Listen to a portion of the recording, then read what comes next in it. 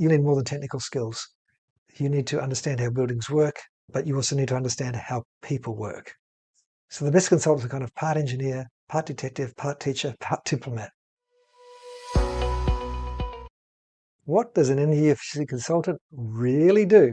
Maybe you're interested in a career in this area. Maybe you've heard the title, but the day-to-day reality is still a bit vague or unclear to you. In this video, I'm going to open it up. Welcome back to the channel. And today we're pulling back the curtain, revealing some of what's involved in energy efficiency consulting. If you work out in facilities, engineering or sustainability, or just trying to figure out if this is a career for you, I hope this is the video that will really provide the answers to you. We're going to break down what energy efficiency consultants do, why their work matters, and how you can get started in the field.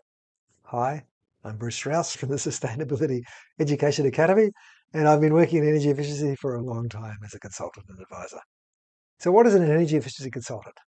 Let's start with the basics. An energy efficiency consultant, sometimes called an energy advisor, maybe even called an energy auditor, is a professional who helps organizations use less energy, spend less money, and reduce their environmental impact through energy efficiency. That's the quick summary. It's actually a lot more involved.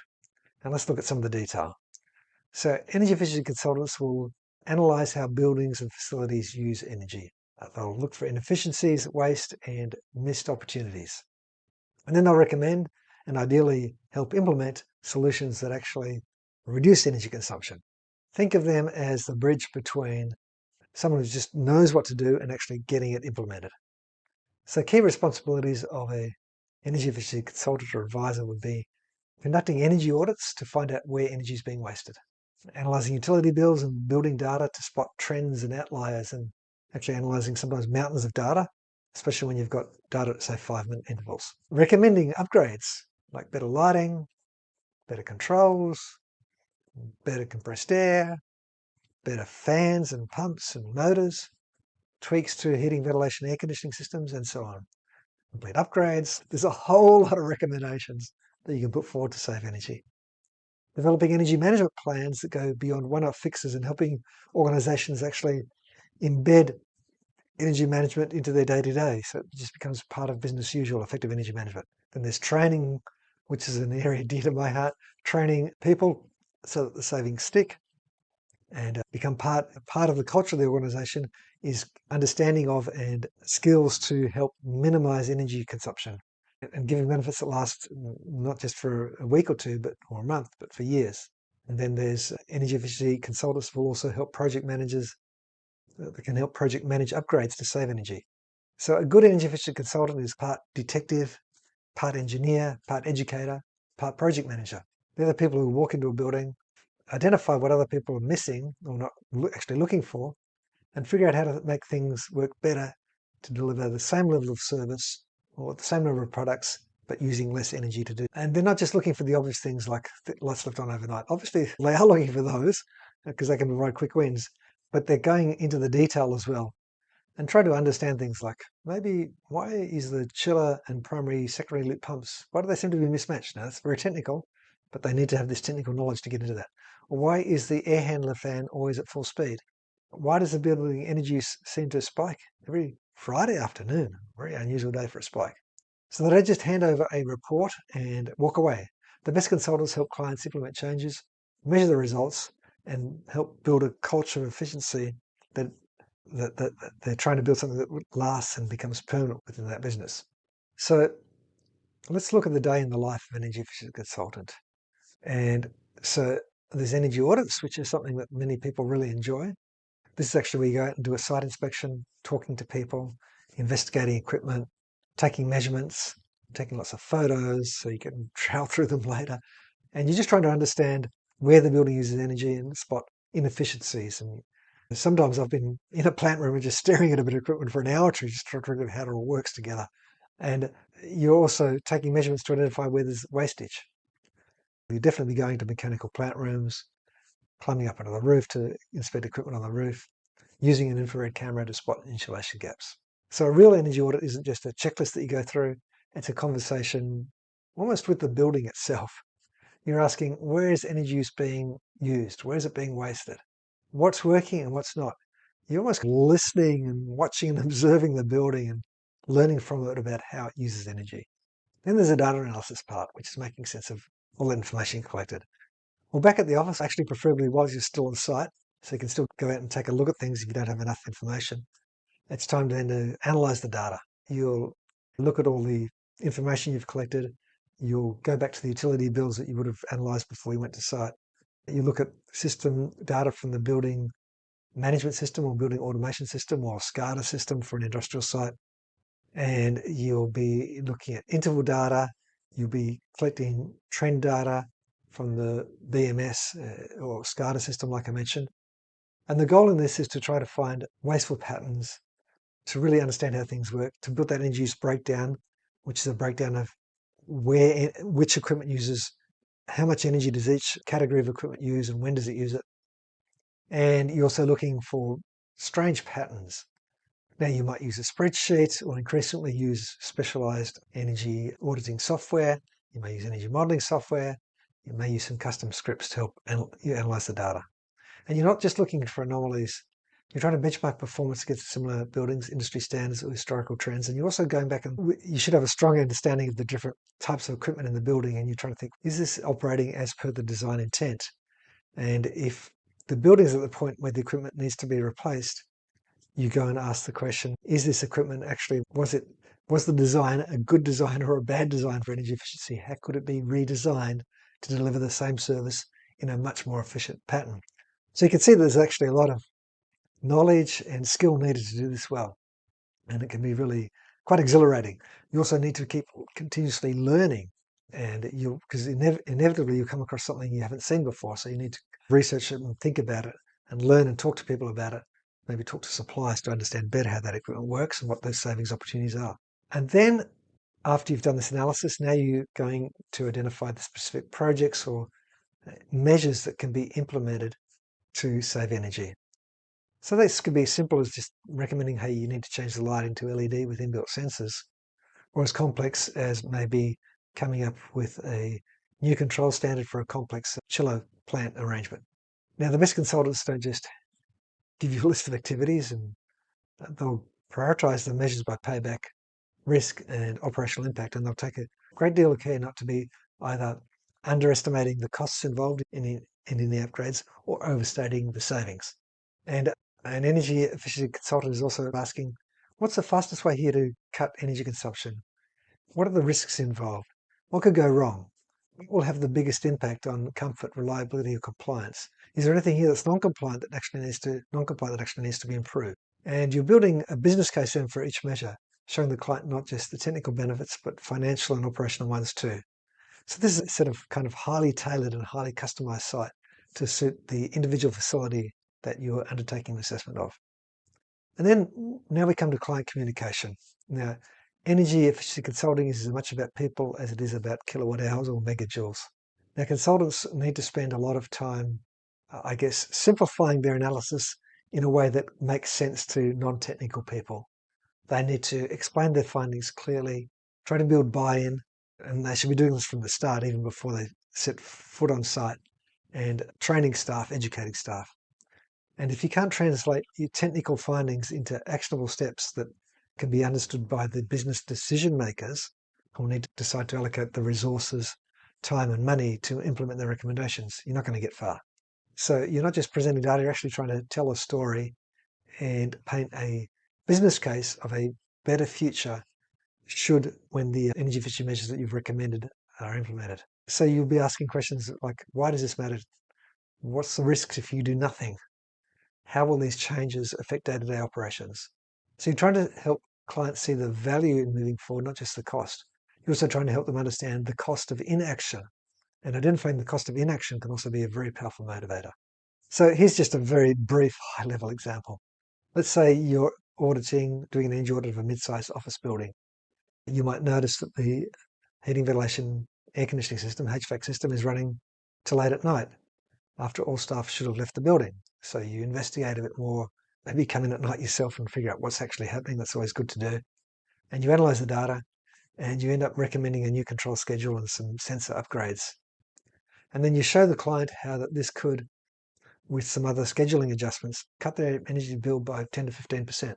And then you help them implement the changes and train their team to keep things running more efficiently.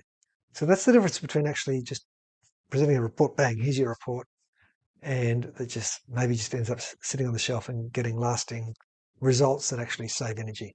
If you're looking to become an energy efficiency consultant, why should an organization hire you?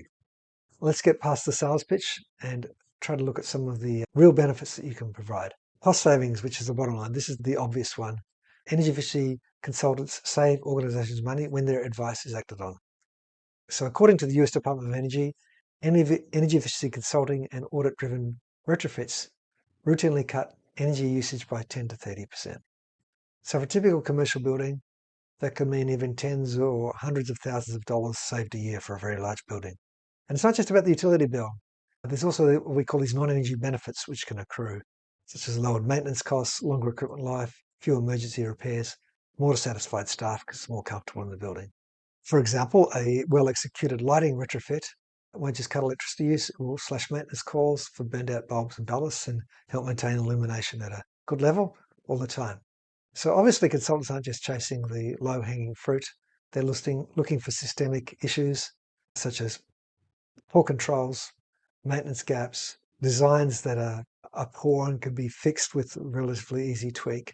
They're trying to stay on top of current technology and really understand the fundamentals of energy transfer, physics and thermodynamics. And then when they do that, they can come up with some solutions that can be actually relatively simple but are hard to identify and give some really good savings. So for example, if let's say a building's air handling units are running all the time because of a programming error, fixing that will save money every single month, not just once. Now, that's just a simple example but it may take a fair bit of effort to identify that systems are running all night, particularly if the controller is actually broken.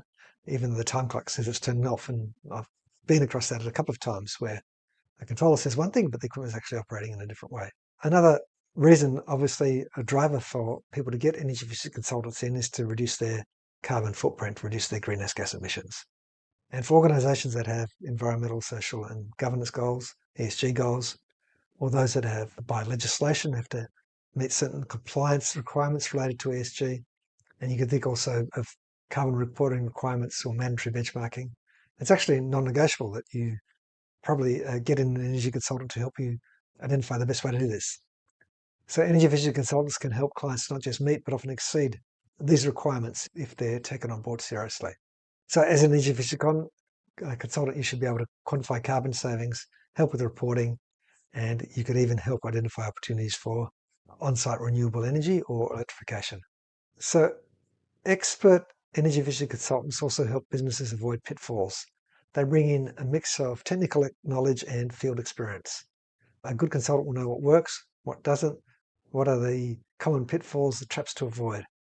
They've seen projects fail because of poor scoping, bad contractor selection, or a lack of follow-through. So they've had a bit of experience.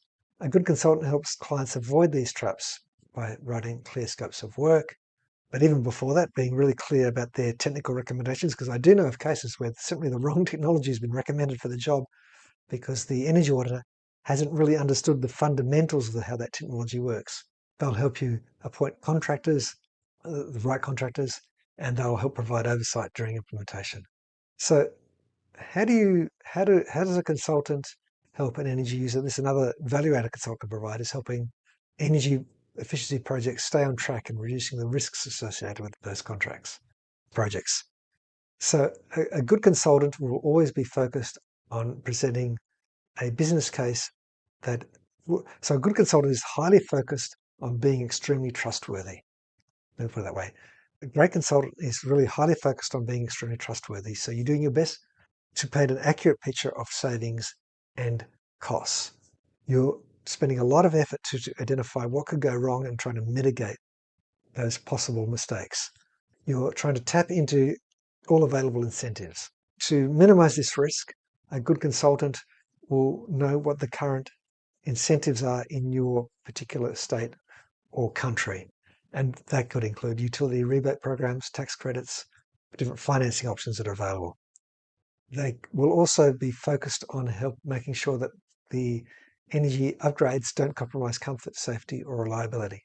Now then, Energy efficiency consultants also play an important role in looking beyond just looking beyond the next.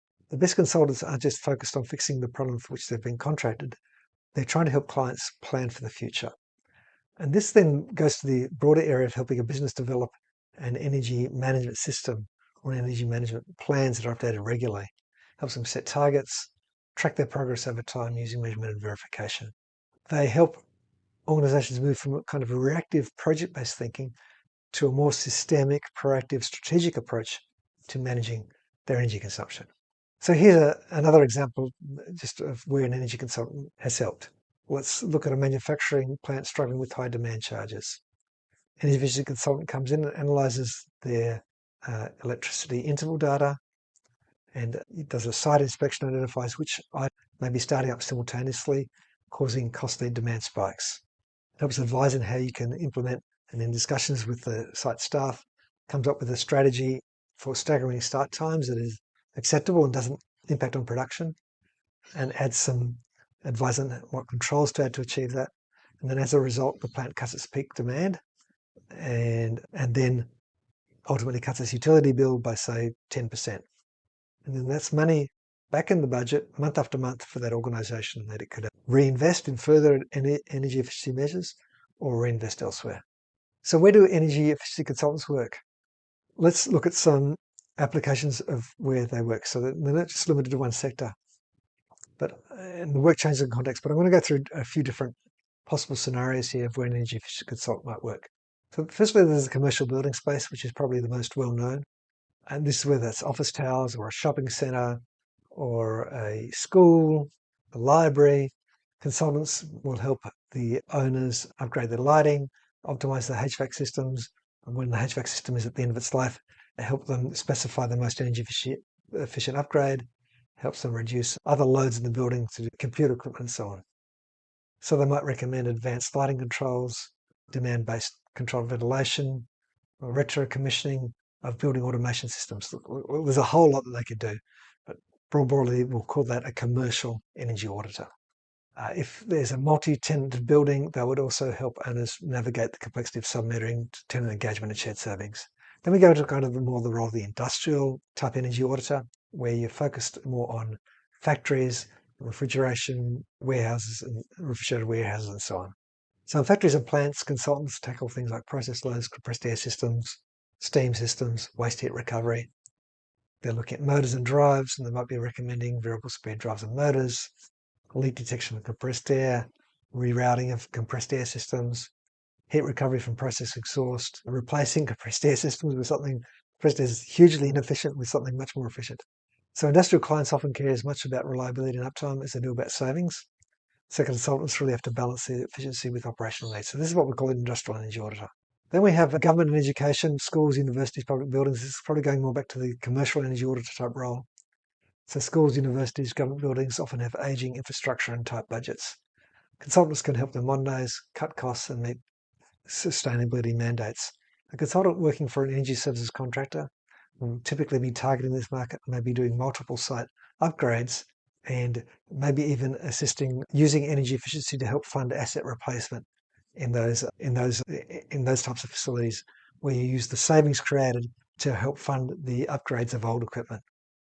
So they could also be involved in public lighting in a whole city or help a school district or school area do the common upgrade across all buildings. Then we have healthcare, which is also, I guess, in the commercial area, hospitals and clinics. So they operate 24/7. They're large energy users. They've often got strict indoor air quality requirements. In some areas, they've got strict lighting quality requirements and sensitive equipment. So consultants help these balance energy efficiency with reliability, often focusing on HVAC optimization, maybe upgrades to steam systems, eliminating steam wherever possible, energy recovery, and so on. And often they're dealing with teams, facility teams that are overworked but highly interested in minimizing energy consumption. What kind do we have the multifamily and residential apartments and condos? And it depends on which part of the world you live in, but some consultants may specialize in this area. I know I've trained some. They specialize in multifamily buildings or even some may even specialize in single family homes, especially in those regions where there's very aggressive energy codes or incentive programs. And so they can help property management, weatherization, smart thermostats, central plant upgrades, hot water upgrades, and so on. Let's just give an example of a school district. The school district brings in an energy efficiency consultant, and after a district-wide audit, they implement across all schools in the district lighting upgrades, HVAC upgrades, and cut energy consumption by 18%, and free up budget for educational programs. I myself have worked a lot in school programs and have done many upgrades of heating systems to deliver really great savings. The consultant helps the district apply for utility rebates, select the contractors to implement the work, and verify the savings. And the results are lowered bills, better lighting, and more money for students. So what are the career pathways and certifications? What does it actually take to become an energy efficiency consultant? So where do energy efficiency consultants come from, firstly? So mostly they need to come from a technical background. This could mean a degree in mechanical, electrical, or even energy engineering. Some may come from a building science, architecture, or even environmental science. But you also need more than technical skills. You need to understand how buildings work, but you also need to understand how people work. So the best consultants are kind of part engineer, part detective, part teacher, part diplomat. So what helps if you're coming to this area? Experience in facilities management, commissioning, or buildings operations, hands-on work with heating, ventilation, air conditioning, HVAC, lighting, or controls, curiosity about how things work and why they sometimes don't. I think you need good analytical skills and the ability to understand physics and thermodynamics, pretty important skills if you really are able to understand the fundamentals of energy use. And then you need the ability on the communication side to listen, ask the right questions, build trust with clients, the ability to actually even sell energy efficiency and sell the upgrades. So what value does certification have?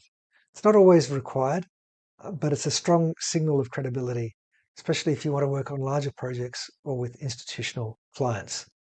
And now let's go through some of the most respected certifications. One is the Investment Grade Energy Auditor certification, the IGEA. This focuses on real-world implementable audits. And it's for people who actually want their recommendations to actually get implemented and not just sit in a report. It's got a very comprehensive training program, and certification is only awarded after submitting an acceptable investment grade energy audit, which actually most people fail the first time. The program is designed to be kind of a teaching program as well, in that failure is not final. You get a lot of feedback and you're allowed to resubmit again without any additional cost, that energy audit. So this program is really designed to raise the bar, and it sets high standards.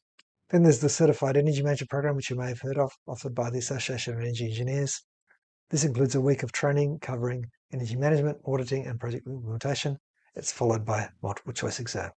There's the ASHRAE Building Energy Assessment Professional program, which focuses on building energy assessments and audits with a strong technical foundation, and probably is highly based on the ASHRAE Guideline 211. There's the LEED or WELL AP, and it's useful if you want to work in green buildings more. This is new projects rather than working with existing buildings. So why does certification matter? Certification can help you stand out in a crowded market, especially where clients are comparing proposals. Those that are harder to achieve, like the IGEA, and require more time and effort to get there, stand out even more. Ongoing learning. This field never stands still, so it's just not a set and forget career. And if you like learning, it's a great career to be in, because you'll be always learning about new technologies, new codes, new incentives, new ways of working, and new client expectations mean you have to keep on learning. And how do top consultants stay sharp? Well, they stay sharp firstly by actually doing the work. This teacher is experienced as a great teacher. So by providing energy efficiency advice, undertaking energy audits, seeking to learn from each project, no matter how small or big. They can attend an industry conference, participate in webinars, write detailed papers, do detailed research there on their own, deliver webinars, undertake online courses, read technical journals and case studies, write technical case studies, network with other professionals. And sometimes the best solutions come from a quick call with a peer who's involved in the same problem. So where can you go as an energy efficiency consultant? I don't think it's a dead-end job. You could start as a junior analyst, then move up to maybe become a lead auditor, and eventually maybe lead teams or entire consulting experience. If you've got a lot of experience, you can move into the policy side and provide a lot of people writing policy actually don't have very limited experience. And if you can get in that area and you've got good experience, man, you'll be really well listened to. You can get into training maybe. So some consultants can specialize. They can also become the go-to expert for hospitals or data centers or industrial plants. Others may branch out into related fields like commissioning, sustainability consulting, utility program design, ESD, ecological sustainable design, which is more in the design phase of building a facility. And if you're entrepreneurial, plenty of consultants can end up starting their own firms, especially after they've built a bit of a reputation and a network. So what are the challenges in energy efficiency consulting? Obviously, it's not all easy wins and grateful clients. There's some real challenges, some which are technical, some human, some systemic. Data collection is often a real pain, and getting the information you need to provide good advice is really difficult sometimes. Often buildings lack good metering and controls that are really poorly documented. You're just missing a whole lot of data you need to provide good advice. And often you've got to get creative. You've got to install temporary loggers, talk to a lot of different people, or even make some educated guesses based on experience and document them well. Because you could be taking a risk. Every time you use an assumption, you're taking some sort of risk that you need to be conscious of that. Why does this matter? Because bad data leads to bad recommendations. And if you can't trust the numbers, you can't guarantee the savings. So you've got to be really careful. And it's one of the big challenges. Client buy-in, selling the invisible. Energy savings are the absence of energy use. They're invisible. Not every client is convinced that energy efficiency is worth the investment. Some see it as a nice to have, not a need to have. And others have been burned by past projects that overpromised and underdelivered. This is another tough challenge to deal with as well. So your job is then to make the business case. Show the numbers, but also tell the story. Explain the risk of doing nothing. Explain how the project will affect comfort, reliability, compliance. Identify the incentives or rebates can sweeten the deal. Sometimes you have to start small, proving your value with a quick win, and then you build trust for bigger projects.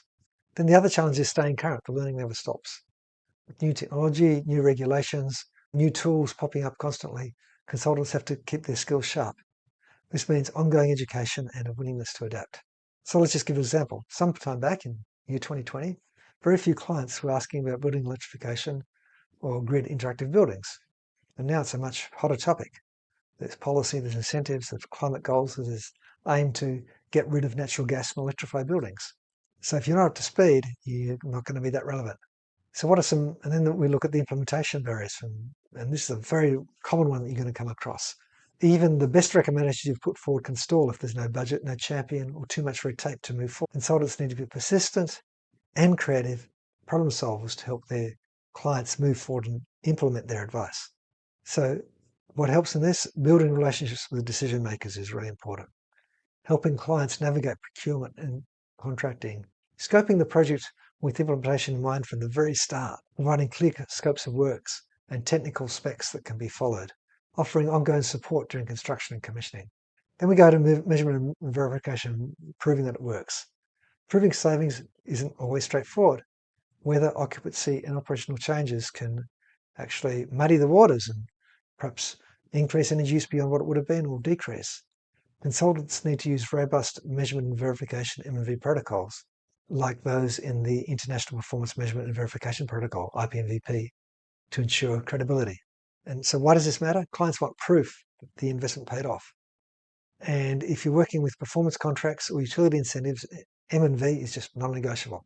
So if you've made it this far through the video, you're probably serious about energy efficiency, or at least curious about how to make a real impact in the built environment. So what's your next steps? Firstly, if you're a facility manager, engineer, or building owner, don't wait for the next budget crisis or compliance deadline. Start the conversation now. Even a simple walkthrough audit can uncover low-cost opportunities that may pay for themselves back quickly. Now, if you're not sure where to start, reach out for a certified energy efficiency consultant, such as someone who's an Investment Grade Energy Auditor, IGEA. If you want to become a consultant yourself, take a look at the lessons available in the Investment Grade Energy Auditor program, IGA, at the Sustainability Education Academy. And there's a link below where you can access some free lessons from that program. So you get a sense of what a real actual audit looks like and what separates a report that gathers dust from one that drives real change. Now, if you're thinking about a career in energy efficiency consulting, I suggest you try and get your hands dirty. Volunteer for energy projects at your workplace. Try and shadow a consultant if you can. Take a course or pursue a certification. The field needs people who are actually sharp, practical, and really driven to deliver actual energy savings. If you're willing to keep learning and you care about results, there's a place for you. And if you're already in the field, well, keep pushing. Share your wins and your lessons learned. Mentor the next generation. The industry is only as strong as the people who keep raising the bar.